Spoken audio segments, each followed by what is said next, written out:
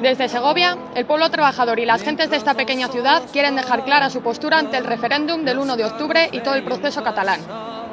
Queremos mandar 3 mensajes a 3 actores principales de los acontecimientos que se desarrollarán durante las próximas semanas. El primero es para el pueblo catalán y para todas las personas que están luchando para poder decidir sobre su futuro y poder construirlo entre todas y todos de manera digna. Queremos que sepáis que estamos con vosotras y que, ocurra lo que ocurra, vamos a estar a vuestro lado. Sabemos bien que no se trata de una lucha entre pueblos, como nos quieren hacer creer desde los medios de comunicación, sino todo lo contrario. Se trata de la lucha de un pueblo con un inmenso bagaje cultural, que quiere dejar de estar bajo el yugo del Estado español. Una vez más, Cataluña abre el camino como ya lo hiciera en otros periodos de la historia. Y ojalá y muy pronto podamos conocer la futura República Catalana.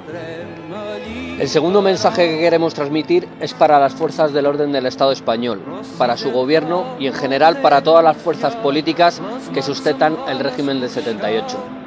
Tengan cuidado, si utilizan los mecanismos de represión contra el pueblo catalán, nos van a tener enfrente. La voluntad del pueblo no se calla ni con porras, ni con rejas, ni con jueces, ni con policía. Cualquier acto contra su pueblo o contra sus representantes legítimamente elegidos será contestado. No os tenemos miedo. El tercer y último mensaje va destinado a los diferentes pueblos del Estado español, a sus gentes y a toda persona con un mínimo de decencia democrática. El 1 de octubre es el día en el que Cataluña puede decidir sobre su futuro.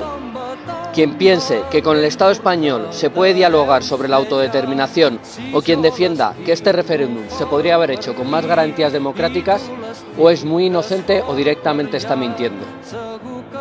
Así que no podemos entender cómo hay gente que se considera demócrata, republicana y de izquierdas y no apoye este referéndum.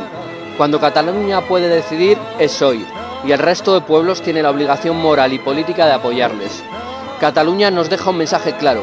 Cuando las personas y los pueblos luchan con determinación por lo que consideran justo, aun saltándose las leyes antidemocráticas, el resultado puede ser la victoria.